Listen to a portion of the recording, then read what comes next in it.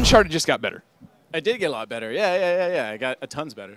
You know, I coming in, I'm that jaded games journalist, and I was like, they're not going to show multiplayer. I'm not sure what they're going to show at this event, but how can they improve on multiplayer? I just played a whole bunch of multiplayer. You've improved the hell out of it.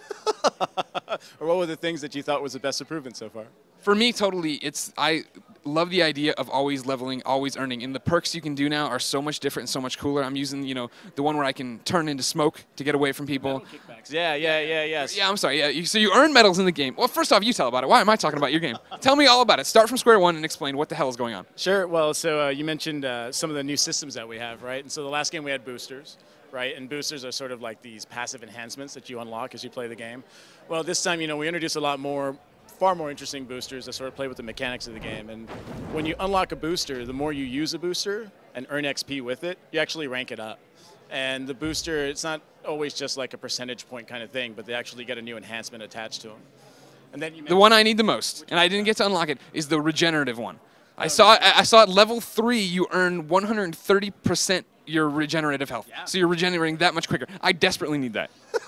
When you're testing this, what are you really trying out? One of my favorite boosters, and it's booster slot 1, is Daredevil. And what that is that when you take out an opponent and you do our taunt, right, like our little laugh kind of animations and such, we give you ammo at level 1. At level 2, we'll give you a grenade. And at level 3, we'll give you more ammo and a grenade. And it's just really, really good to stand over someone you just defeated, do your taunt because you know their camera's looking at it, and then you use your booster when you do that, right? So now what's a metal kickback? What's the difference between a booster and a metal kickback? Sure, okay. So in the last game we had medals, as I'm sure you know, right? And you earn medals in the game by completing certain things, right? Like getting 3 kills in a row or helping out a buddy while he's getting shot. And you'd earn a medal for that and get some cash for it. Well, so with these medal kickbacks, once you earn a certain number of medals, you're able to activate this temporary enhancement. So for example, once I earn 14 medals in a game, I can activate my RPG kickback, and that spawns an RPG in my hand. I can use it immediately. Or once I earn something like 10 medals in the game, I can activate Smoke Bomb, and that lets me vanish immediately as soon as I use it and respawn somewhere else on the map.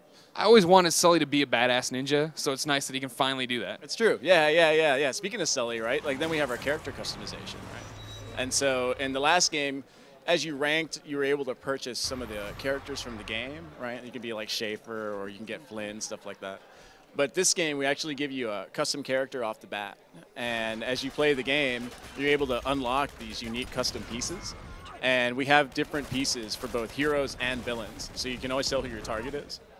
Additionally, and I think people are getting a real kick out of this, as you can unlock pieces for Drake or Sully or any other characters in the game.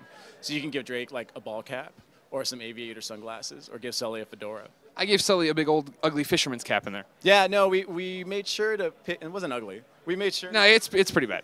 Well, I mean, mine was bright red. Like, I mean, I'm in this bright red fisherman cap running around in a blue shirt. But that's the cool thing, though, right? Like, the great thing about the character customization is that it lets players sort of express themselves, right? And if you want to have Sully look ridiculous, and you'll see Sully run next to you look ridiculous, I think it's kind of neat. Now, we're sure not to give, like, Sully, like, a top hat, or give Drake googly eyes, although I'm pushing for it, but it's not going to happen. We're making sure these pieces are sort of, they do fit with the character. All right, and now my favorite mode was the one I just did. In Uncharted 2, loved it a lot. Obviously played a lot of multiplayer. Here you have team versus team versus team deathmatch. 3-team deathmatch, yeah. That mode is just a real blast to play. I mean, you know, the Uncharted series really like the action-adventure genre, right? And it's all about having your buddy next to you in that genre. And with our 3-team deathmatch, we have something that's called like the buddy system. And what that allows you to do is that allows you to spawn on your buddy at any time during the match. Additionally, if we catch that you and your buddy work together, you're able to stand next to each other and do a high five over the person that you just took out. 2 other huge additions for me personally. 1, you can run now. Love it. Thank you so much. Yeah, Sprint's awesome. Sprint is, you know, there was a lot of tomatoes thrown about Sprint, but we got it in, and I think it really helps with the experience. Here's my one negative criticism. Are you tweaking it at all? Because on the right stick, I find that the camera's going up and down because I'm pushing it while I'm trying to sprint, and then I'm looking Check this out, right? So we had it on L3 on default, and one day someone's controller got busted on L3. And so I said, hey, we need to get the option to put it on R3 too, right? And so we did that, and everyone in the office really adapted to it being on R3. But you can switch it in the options. Oh, okay. Well, good enough then. And number 2 addition, I like split screen co-op now. Yeah, well, it's just split screen, right? And it's split screen that can happen in any of the multiplayer modes, right? Except for free-for-all and matchmaking. But yeah, I mean, split screen is a huge addition. And I think the coolest thing about split screen is that your buddy can log in with their PSN ID. And that's rad. And that means you can play with your buddy and you guys can progress together, which is really cool. Yeah, you're each earning that XP for your own character. Yeah. It's going to be a really cool experience. I'm really looking forward to see how people do with it. What else have we not touched on that you want to touch on? What Uncharted 3 multiplayer tidbit do you really want to talk about? Well, it's those really big cinematic events, right? I mean, did you play the airstrip level? Yeah, the planes swooping in and shooting at us. The opening sequence is really, really cool, and that's something we're really trying to push on a map-by-map basis, right? Really bringing this sort of cinematic experience to the multiplayer experience. And I think kids are going to love it, right? And then I think additionally we have the open beta, the early access, is going to happen on 6/28. And then on 7/5, it's going to be available on the PS. Hold up. Whoa. Early access, how can they get involved with that? Yeah. So you get early access by getting Infamous 2, or if you're a PSN Plus subscriber. Your game comes out on November 1st, 2011. Why should people buy it?